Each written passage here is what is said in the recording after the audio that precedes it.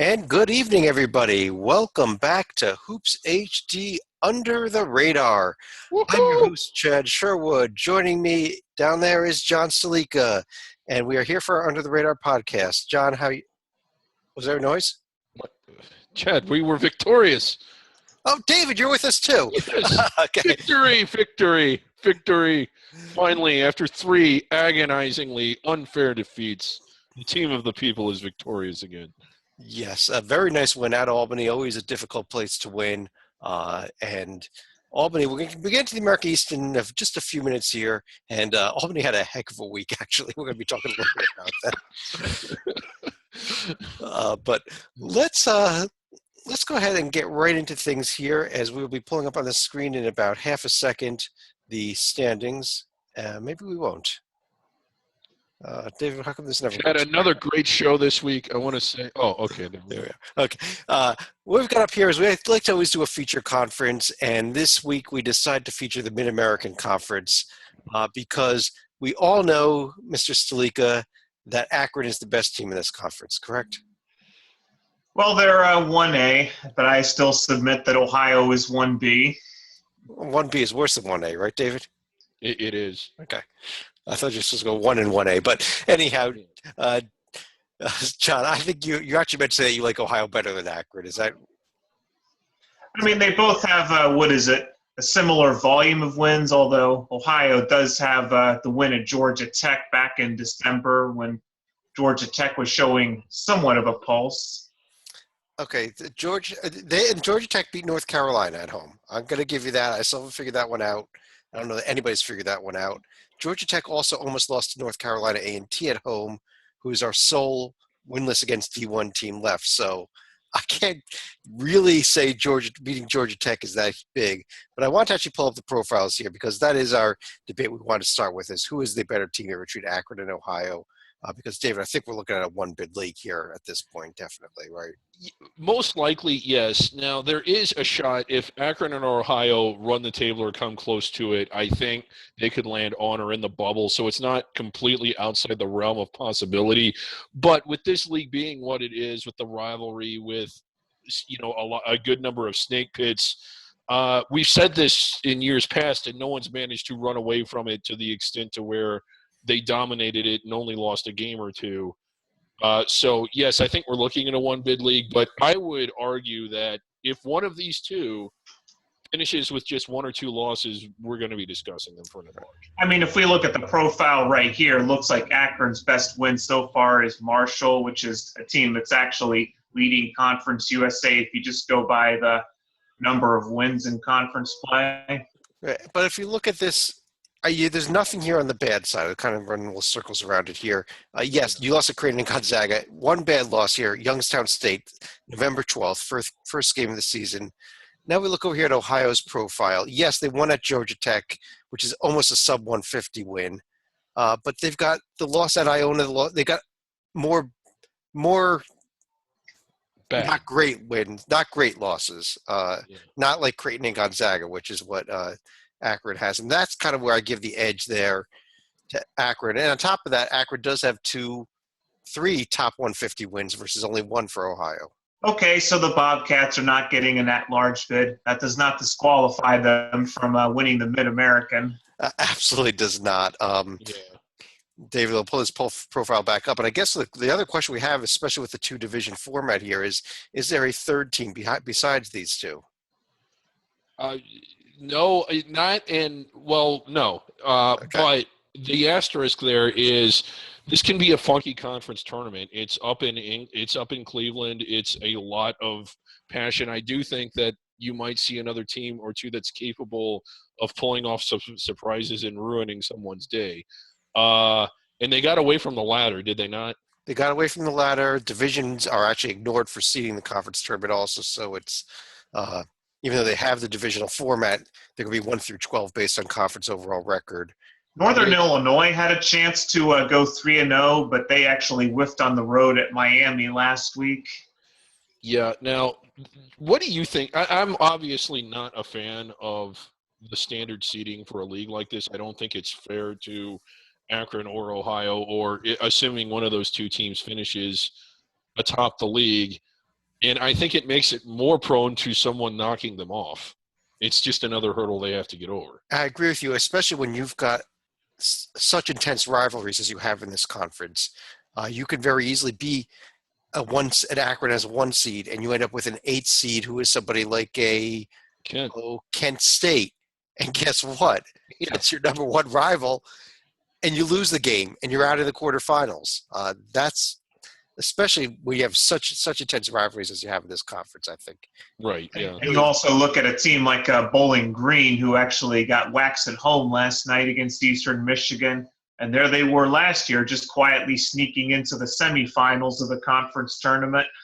Yeah, Bowling Green team. I don't think Bowling Green's made the NCAA tournament since about 1960, I believe, if I'm remembering correctly here. So, but I don't remember 1960. I don't remember most of the 60s. David, you don't remember much of 2015 either. So, yeah. Right. But we've got over here the key upcoming games, and the big one we have to circle coming up here next week, Tuesday night. The first battle here where John, maybe this will settle the score here in our little debate here, Ohio versus Akron. Yep, the battle for Interstate 77. Interstate 77. The winner actually gets the interstate? I guess they do. Okay. Sorry. Let's go ahead and run through the rest of the conferences, though.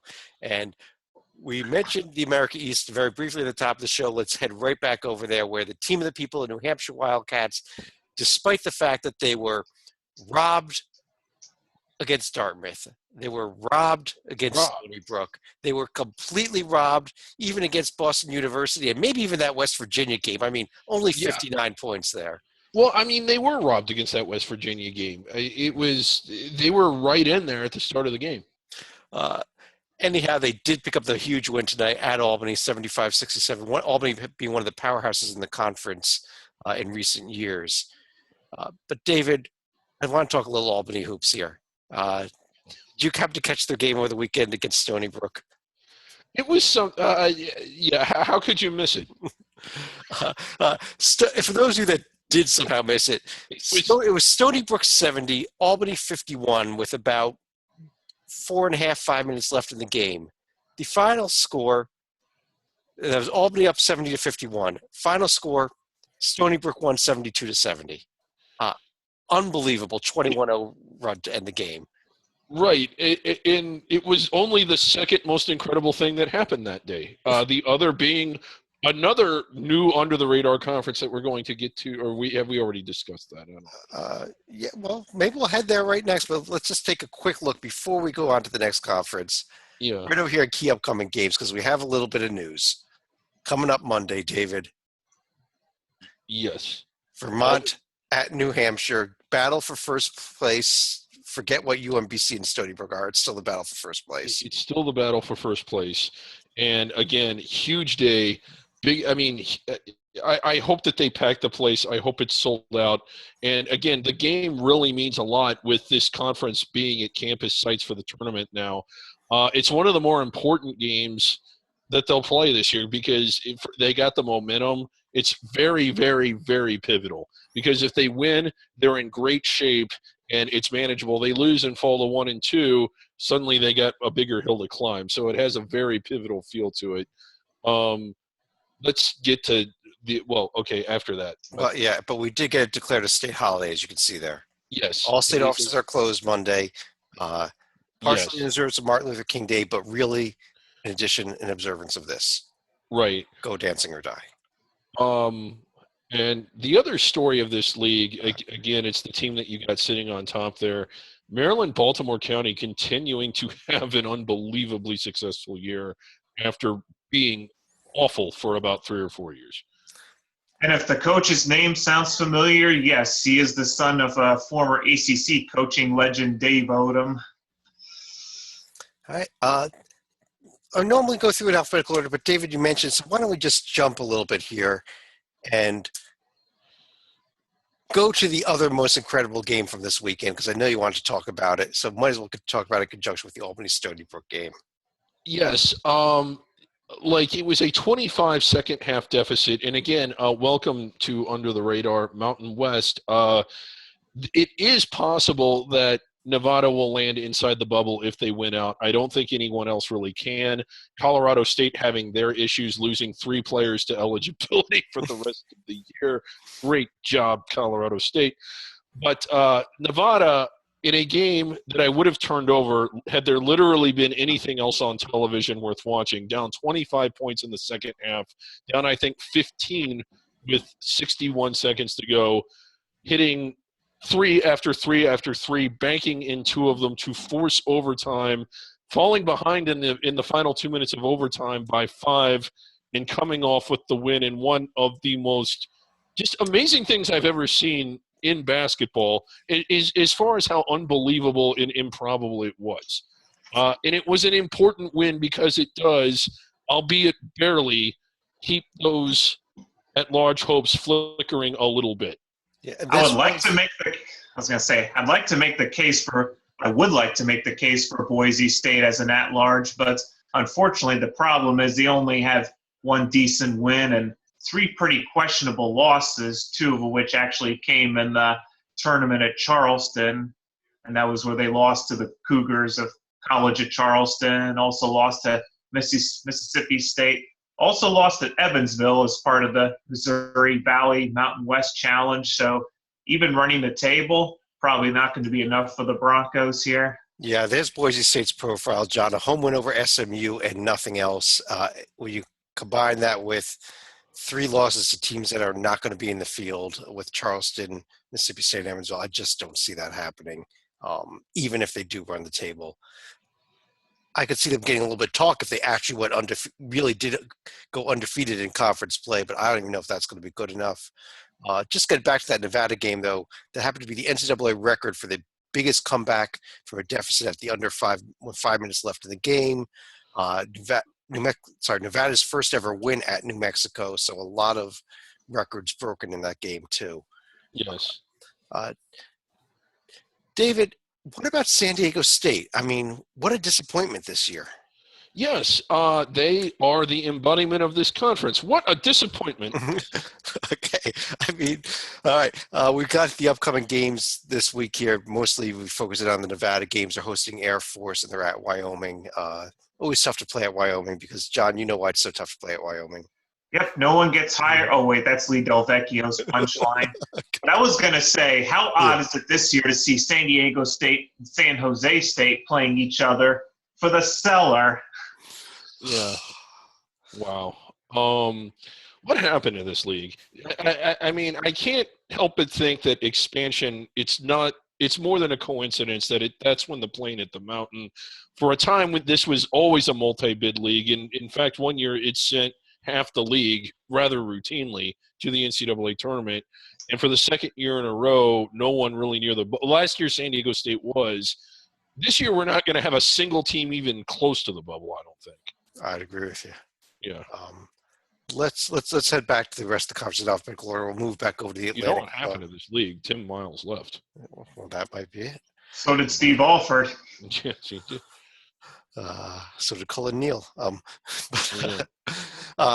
Atlantic Sun Conference, Florida Gulf Coast. Obviously, every team just was single game in, but David, I think we're still looking at them to cruise through. We look at them as clearly the best team in this conference. Yeah, and again, getting the win in the opener and looking better than anyone else throughout conference play. North Florida winning their conference opener and doubling their overall Div 1 win total. Congrats to the Ospreys. What the hell has happened to the Ospreys? They were just waiting for conference play.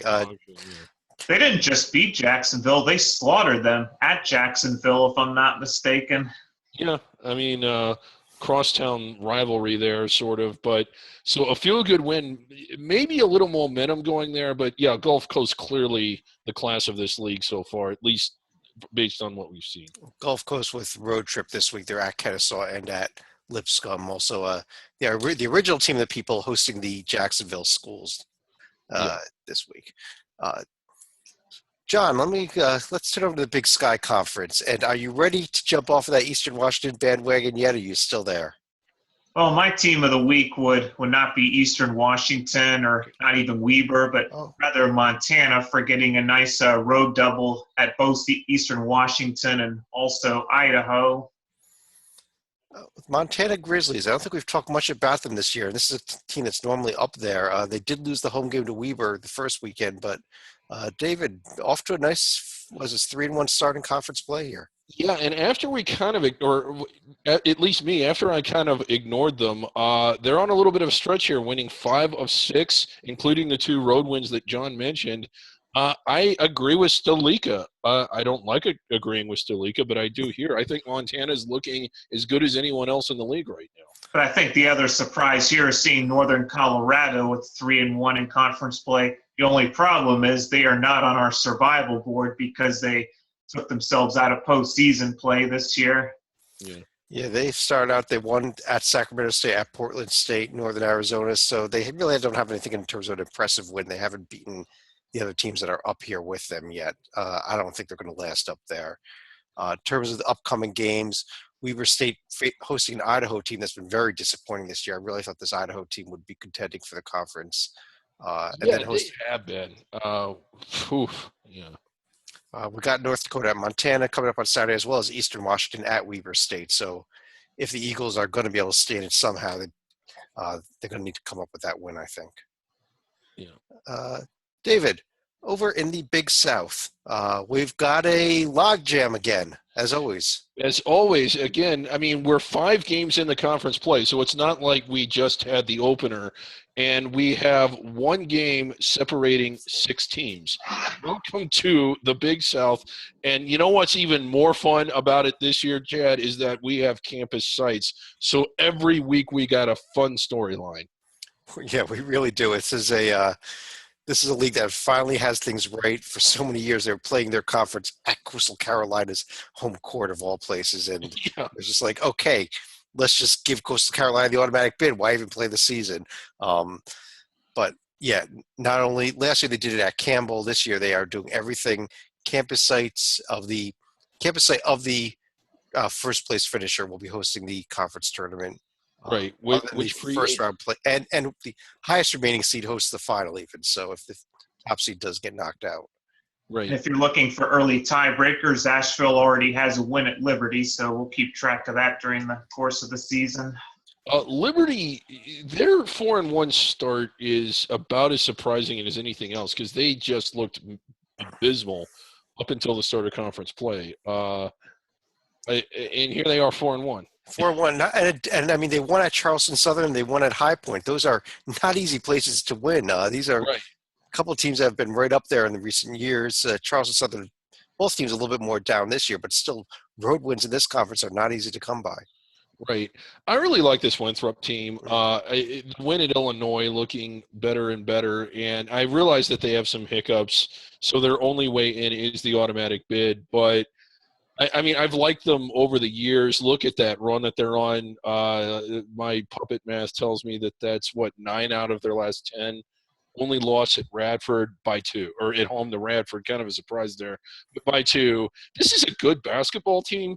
I don't think it's a team that gets past the round of 64, but if you see them on the 14-15 line, how excited are you? Yeah, I think I agree with you. It's a dangerous opponent. Yeah.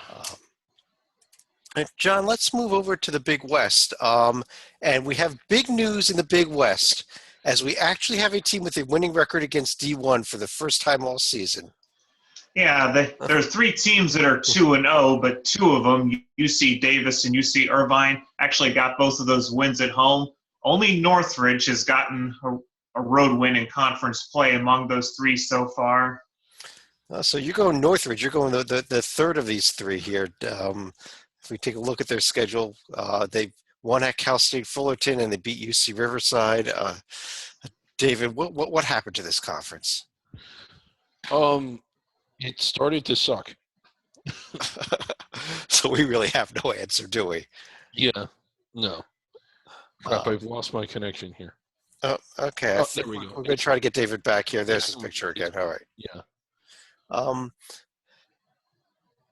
I don't even know what to say other than whoever wins this conference looks like they're on their way to Dayton. It's just most likely. I mean, that's kind of the trajectory it's on. But I don't think UC Irvine is going to have too much trouble at a place like Cal Poly. But this season, you just never know. Yeah, I am looking at UC Irvine. I still think they're going to end up being the best team in this conference, but we'll see what happens because Long Beach could still put things together. They are 6-12, but I think 10 of those losses were against top 50 teams or something like that, weren't they? They didn't Yeah, play enough cupcakes to prepare for this year. right. Yeah, and again, like they're 4-12 against D1, and they really could turn it on here. Let's move over to the Colonial and start talking about good teams. Yeah. And start talking about really good teams. And we've actually got 3 teams in the top 100, both the RPI and the Ken Palm ratings. But let's start right up here at the top with this UNC Wilmington team at 15-2 overall. Yeah, a really good profile here and a really good team. What are they? What's the count now? 7 true road wins so far, and they're coming out of a stretch. Look at that, where 4 of their last 5 games were on the road, and they won 3 of them. That's pretty impressive. And I realize that Drexel, Delaware, not the best teams, but I think that they could go on a run. They got the game against Charleston. That's probably their hardest remaining game. If they win, if they lose that one but win all the rest of them, I think they're inside the bubble. And I think they can win at Charleston. I think they can win out. Well, Now, the reverse of UNC Wilmington is actually going to be Northeastern because they're going to have one home game coming up and then a brutal 3-game road swing in Colonial play. Yeah, we've talked a lot about this College of Charleston team, but Northeastern very quietly almost got out to the 4-0. They have the huge win at Michigan State. They've now run off 7 straight wins. John, do you think that maybe this Northeastern team is actually could be the biggest challenge to Wilmington in this conference and not even Charleston? I mean, it's not just this year, but in recent years, they've also been a challenger. And I think it was last year where they also got a win at Miami outside of the conference. I don't think they should have too much trouble, but wouldn't surprise me if they lost one of those 3 either. Yeah, and looking at the schedule upcoming, it really is strange, like you mentioned here. It's not going to be until February 9th that they play either Charleston or Wilmington. So they could be having this gaudy undefeated conference record just because they're going to have 4 games and then have 4 games left against the top 2 teams of the league. So we'll see how that plays out. David, let me bring you back in here now on Conference USA, where Stalika says that Marshall is the number 1 team in the conference. It's Middle Tennessee. Okay, it's not even close. I think Middle Tennessee's hardest game is out of the way, the game at Rice, which they won, albeit close. Rice hitting the skids a little bit here, losing to UAB at home over the weekend, but they've got a clear shot at it. I mean, coming up, they host Marshall, they host Western Kentucky, a little bit of rivalry. I don't think they lose the rest of the way. The game at Marshall might be kind of tricky, but I think they're good enough to win out. I think they will win out. Now, if you're talking about Marshall, they're going to be coming up on a critical 2-game road trip. First, they go to Middle Tennessee, and then they go to UAB. Yeah. I mean, I know if you look at some of these power numbers, Marshall is kind of a top 100 team. I don't think I believe in them the way I believe in this Middle Tennessee team. As we look at some of the other upcoming games here too as well. Louisiana Tech off to 2-1 start and a little bit surprising as well, I think, so far. Yeah. Florida International and UTEP North Texas. And I got to throw this out here, though, David. Our friend Tim Floyd at UTEP. Do we have a Centenary Award contender building here this year? I don't know. He's going for it. I mean, 1-13. And again, the top of this conference is a little bit above the Centenary line, but the bottom of it certainly isn't. I think he's got an outside shot at it. I mean, it will take losing twice to Florida International and all of that, which I don't know if their schedule will allow it, but you have to really admire the effort here. They're going to have the same problem that San Jose State did 2 years ago, and that Conference USA is too strong to really permit for a Centenary Award candidate. I don't know. I don't think that Conference USA is as strong as the Mountain West is. Was that that year. Put it that way. And the other thing that they have going for it is Tim Floyd. We really don't like Tim Floyd, so we might have to factor that into the decision. Really, if they are in contention for it, it might happen. Yeah. Yeah, simply because we really don't like them. If they lose out, I think we should present it to him. In fact, I intend to tweet it to him live on the air if they win.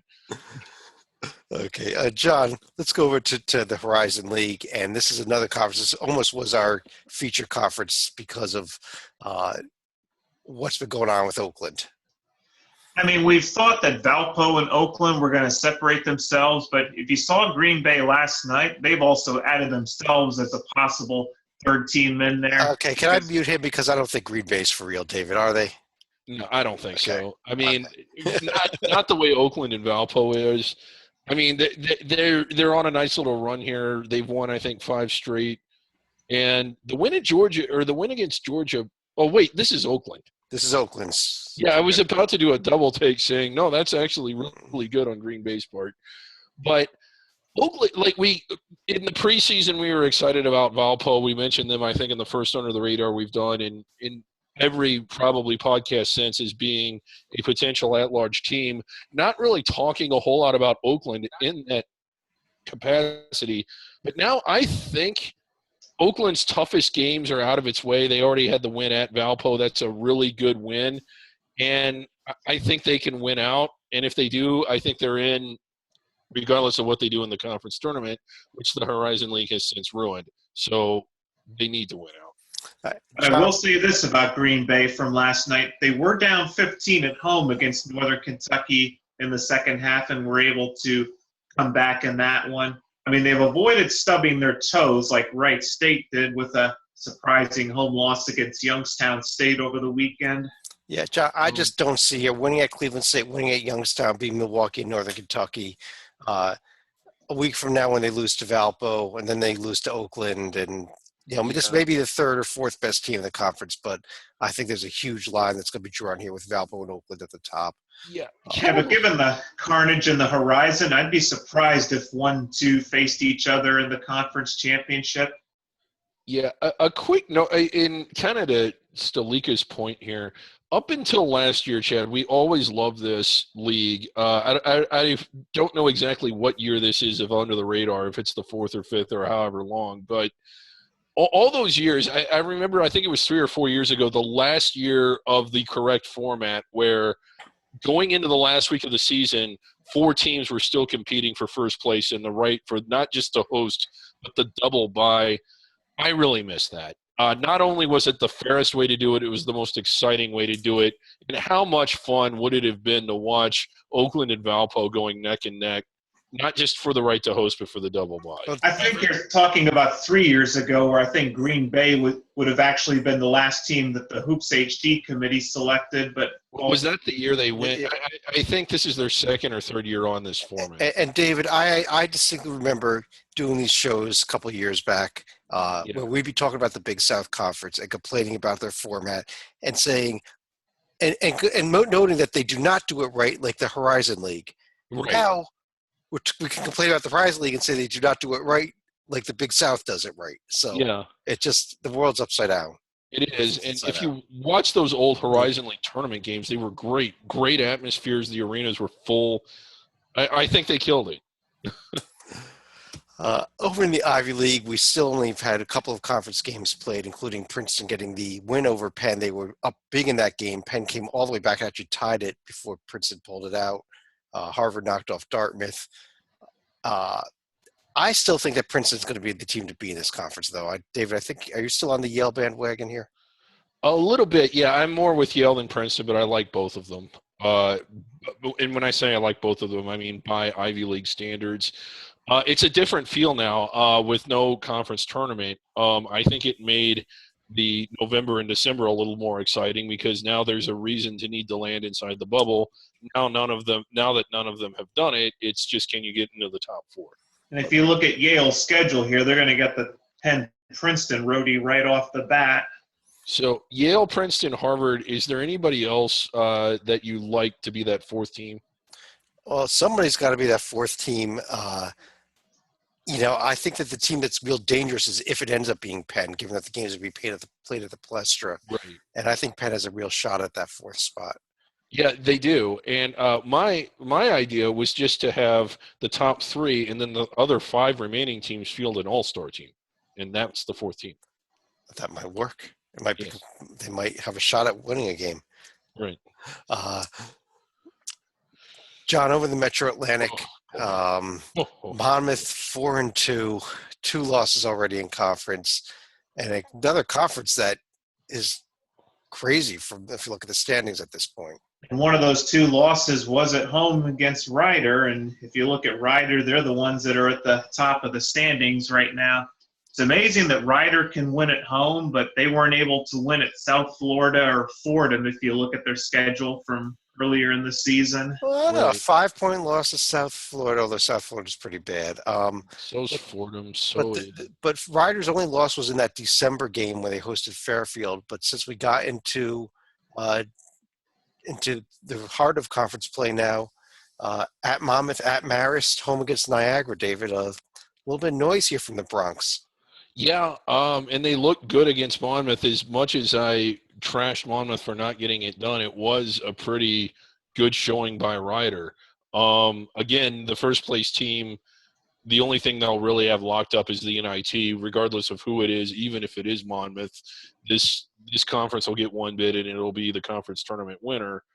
But good showing by Ryder in conference so far, and Canisius looking kind of good so far too. Yeah, I am keeping an eye on this Canisius team. Let's keep running through the conference. Not looking good, Siena. Inexplicably bad. Yeah, let's go back and take. Where'd they go? Let's go back to the Metro Atlantic. Siena here, 5-11 overall for a team that we thought was going to compete for this conference. Yeah. Wow, what a disappointment this team has been. One of the bigger disappointments of the year. David, let me stick with you though. The MEAC, where talk about surprises this week. Not last night, North Carolina Central. They actually played last night and tonight, making up some games because of snow from over the weekend. NC Central loses to Delaware State by 1 point last night. Complete shock. It was coming into this league. I thought NC Central would not just run the table, but run it the way UConn's women's team has been running the table in the American. I thought it was just going to be a massacre, and for them to lose at home, it was kind of a shock. I did not watch the game. I'm not going to try and sound smart after the fact, but when I saw the score, I kind of did a double take here. I'm sure it's even more eye-opening for was it the Hornets to sting NC Central than when they stung St. John's earlier in the year. Yeah, crazy as it sounds. Maybe Delaware State, they're hosting Hampton this weekend. Look at some of those upcoming games. Well, NC Central's got a couple of road games coming up. Maybe this Delaware State team's going to have a little bit of life. They don't have much there, but they won at St. John's. They beat both Summit and Keystone, and now they're 2-0 in conference with 2 road wins. So Summit and Keystone, but one of their wins. This is their wins: St. John's, North Carolina A&T by 2, and North Carolina Central. Just a little. I don't know what to even. I don't even know how to evaluate that. I don't know what to do with this conference either. I think we just, maybe we'll pick names out of a hat, seed them 1 through 11, and go do the conference tournament. Yeah, NCAA and oh boy. North Carolina A&T again, the only team remaining in D1 without a D1 win. They do have 1 non-D1 win, so I guess currently our front runners for the Centenary. Yep. John, Missouri Valley Conference. We got 2 undefeated teams. We know about Wichita State, but should we be talking more Illinois State?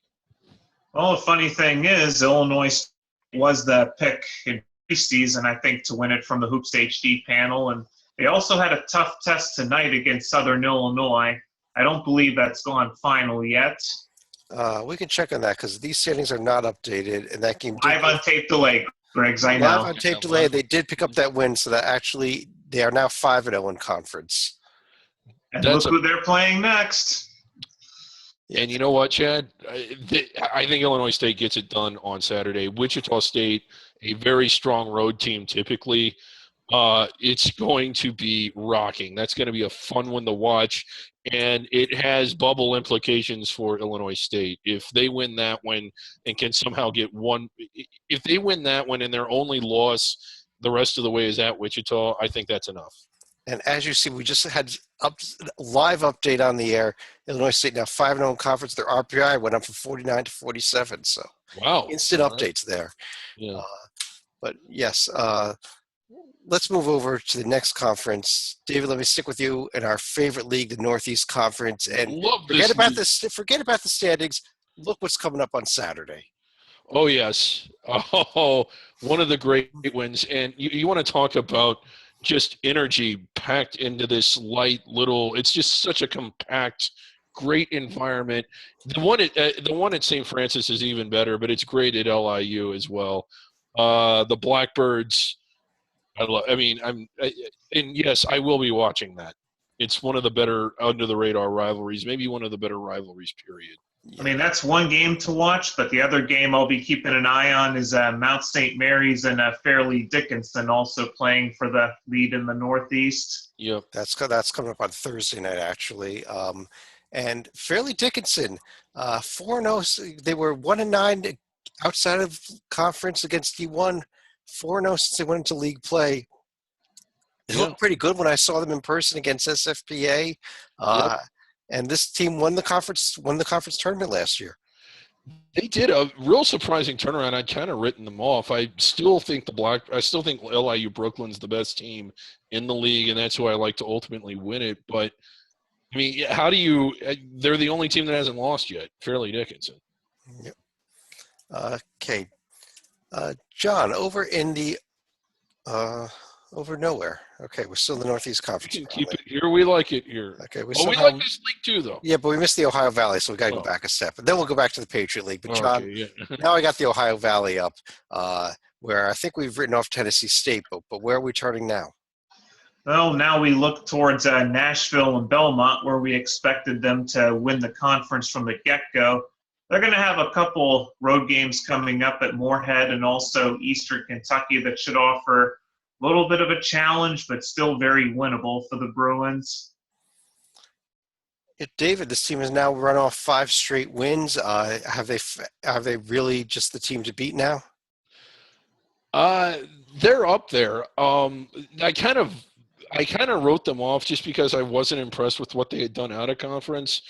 I still think Tennessee State has done more than anyone else, if for no other reason. They have the win against Middle, but in conference play, from what I've seen, Belmont looking the best. UT Martin, a team I was really big on, has really let me down. How about this Jacksonville State team? I think we briefly mentioned them last week even, and after a 3-1 start, they played well in a lot of games that they lose. It seemed to do it last year and this year. Games like the TCU game and the Maryland game, they'll be in them for a little while and then suddenly fall apart.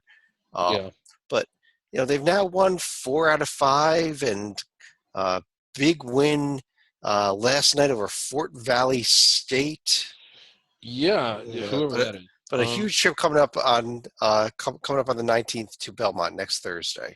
I think this is more of a mirage. I think it's the benefit of kind of being a weak schedule. Murray State not particularly good, losing by double digits to them at home. They won at UT Martin. They won at Eastern Illinois.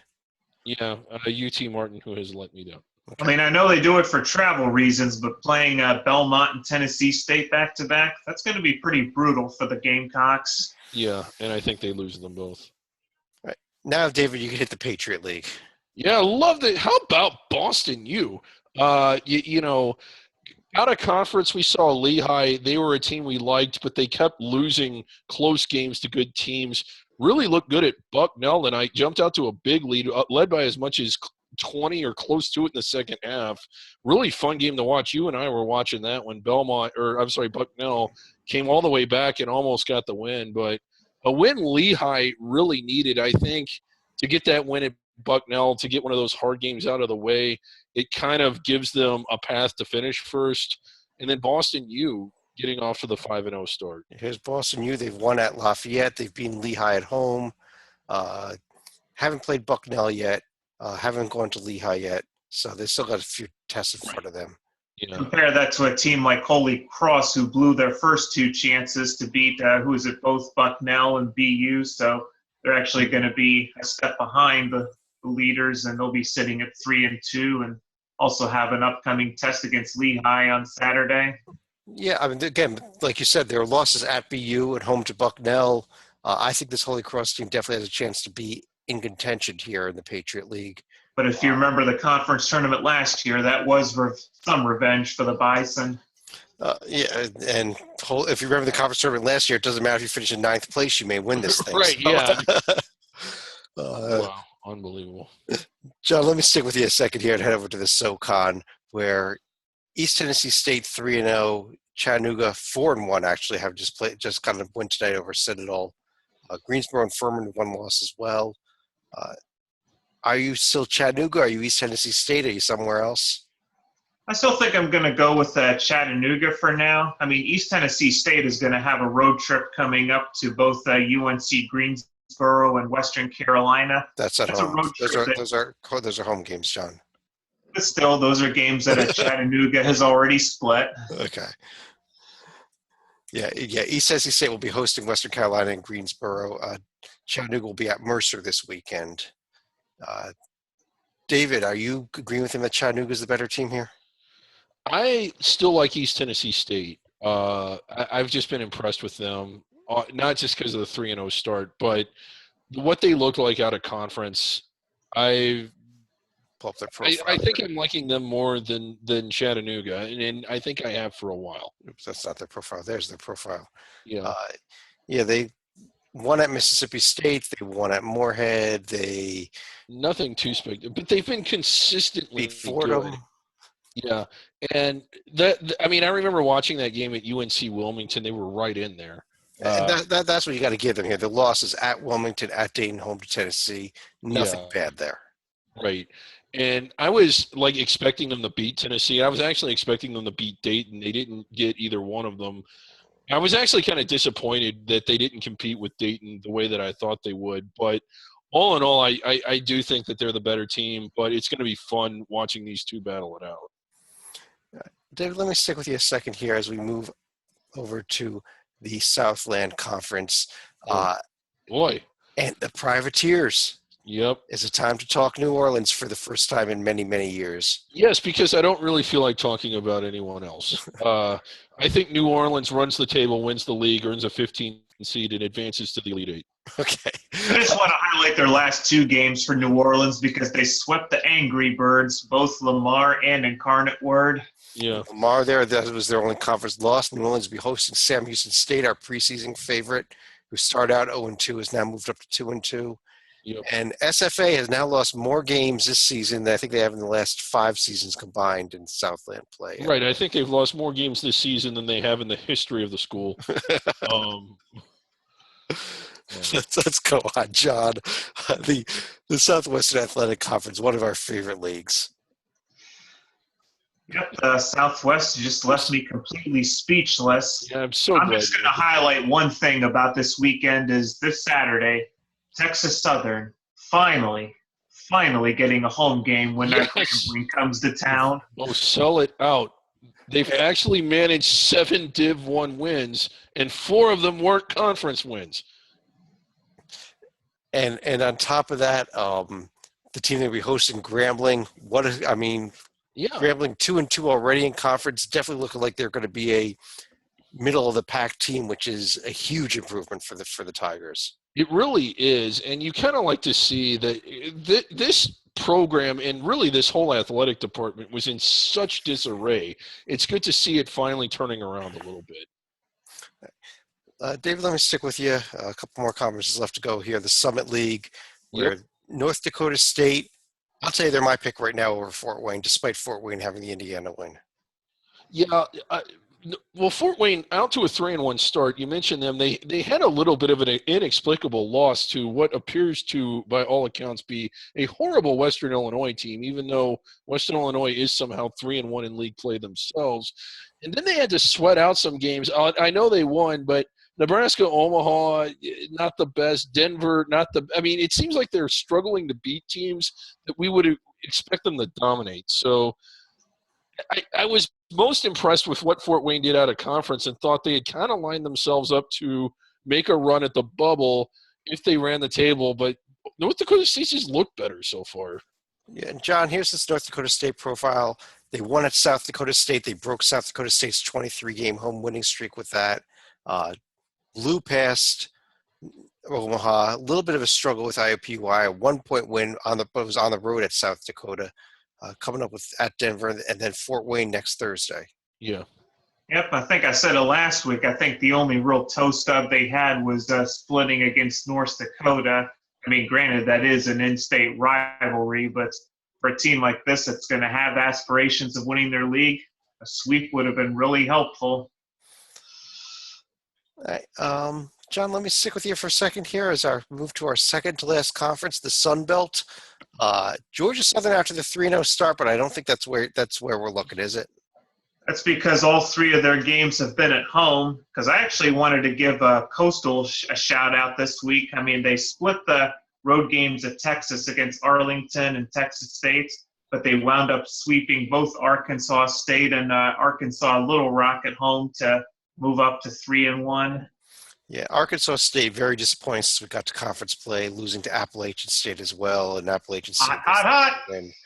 No. David, Texas Arlington sitting here at 12-4 overall. What the hell? But with the loss at Texas State. And bad. I mean, did you? I don't know if you saw any of that, but they just looked like. And we saw this from Arlington last year, you might recall, real impressive out of conference, real impressive for the start of conference play. And we liked them in Little Rock a lot. We talked a lot about them, and then they just started losing games that didn't make any sense. And are we going to see a repeat of that? Because this is not such a good Texas State team that Arlington should have lost to them. No, this is a 286 RPI, 243 Ken Pond rating. It's not a good team. Arlington's at South Alabama coming up on Monday here. After they play at Troy Saturday, then at South Alabama. So they better sweep those two games if they want to have any outside shot of maybe sneaking into a at-large bid. But that it may be too late already for them. Right. Last but certainly not least, the Western Athletic Conference. Okay. What? I was going to say, like, there actually is something really worth discussing here. The bottom right-hand corner, correct? Yes. What the hell? I guess it's an upcoming game. I hate puppets. I don't like you either. Stupid. But let's talk seriously about this conference and the game of the night, maybe one of the top two games of the season coming up tomorrow night, Grand Canyon at New Mexico State. The return trip will be the other one. But, David, you want to talk some New Mexico State, I assume?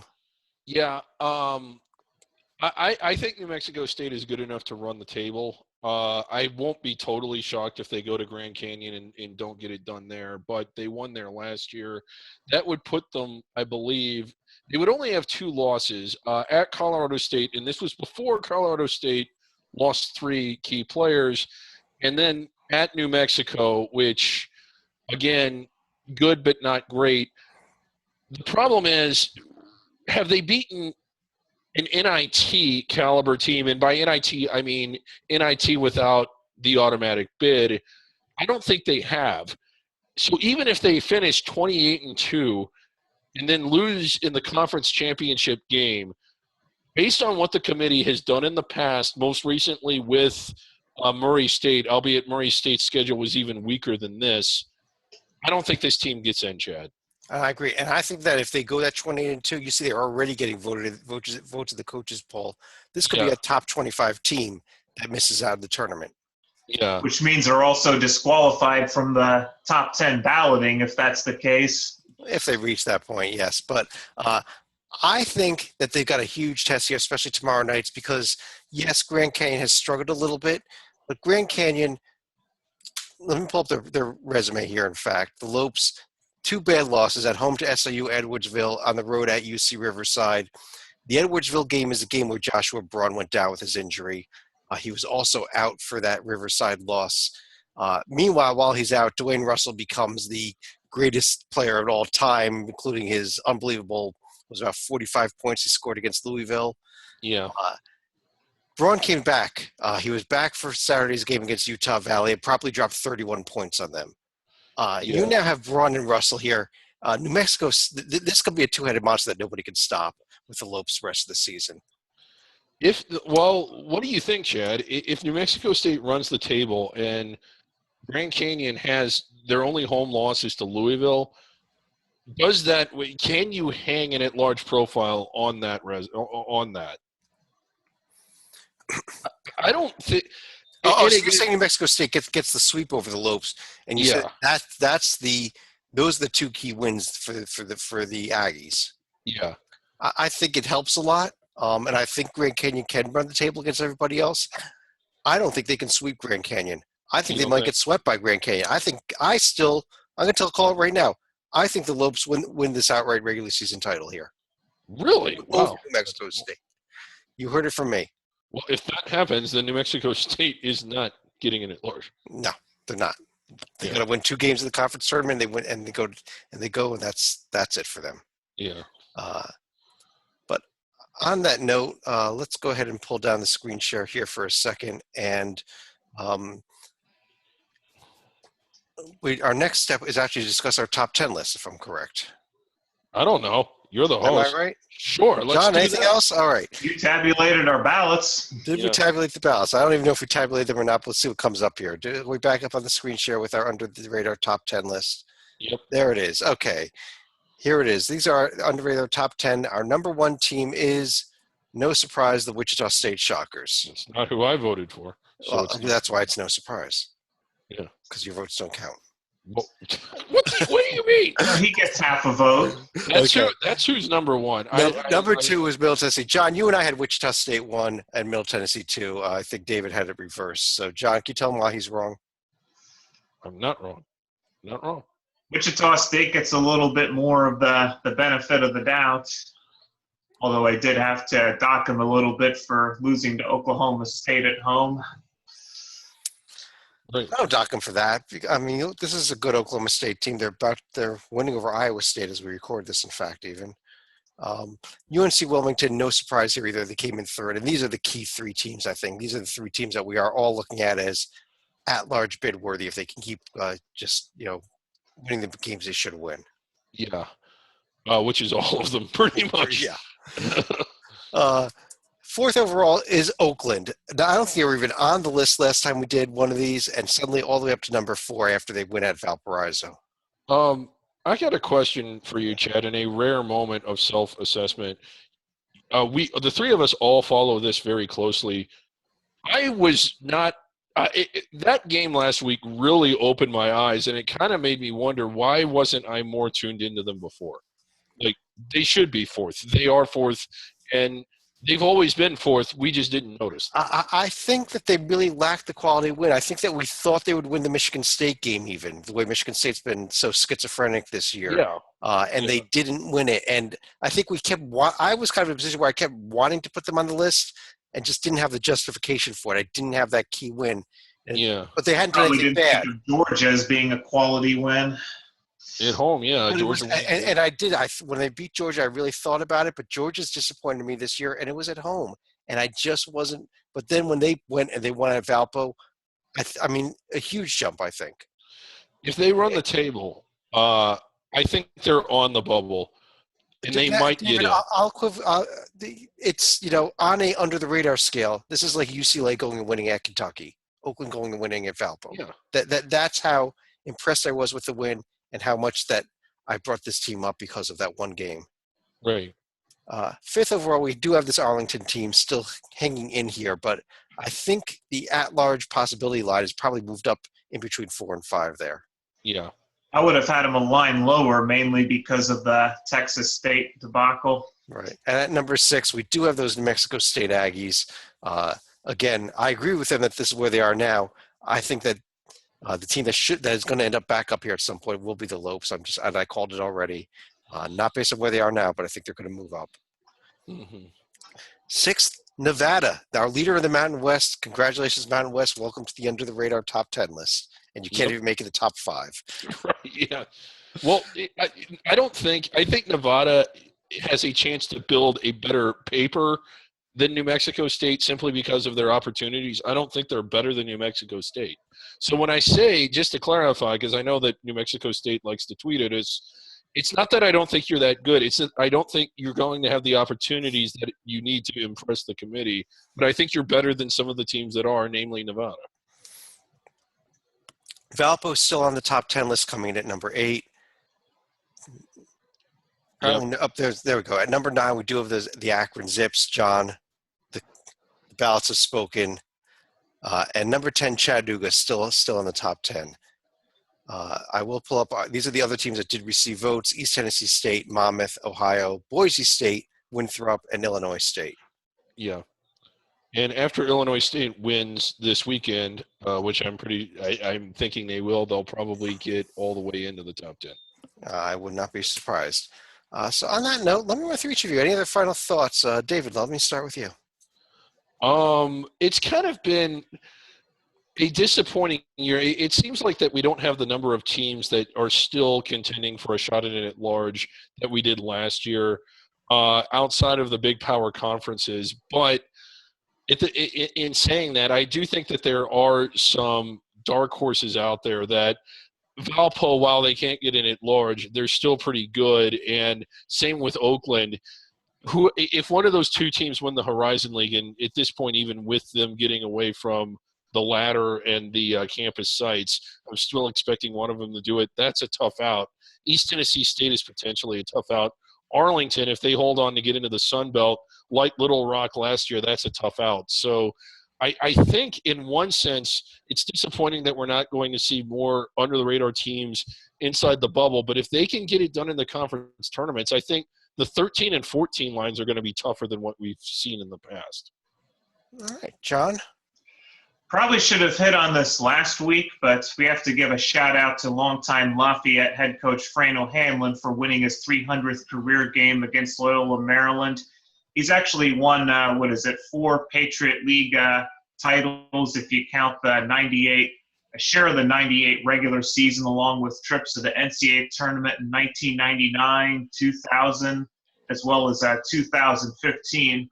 And for the first half of his career, he also did this without the benefit of athletic scholarships like most of the Patriot League did at that time. So congratulations to Coach O'Hanlon and the Lafayette program. I'd like to end the show with my final thought on a school that must be under the radar, had a very impressive home blowout win over a pretty good Minnesota team tonight, but the Michigan Agricultural College, according to their uniforms, the MAC, I don't see them anywhere in these under-the-radar conferences, but I've never heard of them before, so they must be there somewhere. So congratulations to the Michigan Agricultural College. And on that note, on behalf One of more quick thought, Chad. Yeah.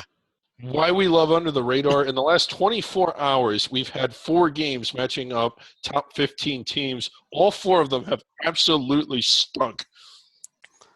Yeah, you're absolutely right. Meanwhile, we're going to have great games, and we've got, the games that we previewed are going to be some real exciting and fun ones this weekend. So, Right. Again, on behalf of John Stalik over there and David Griggs down there, I'm Chad Sherwood. Thanks for joining us, and we'll talk to you again real soon.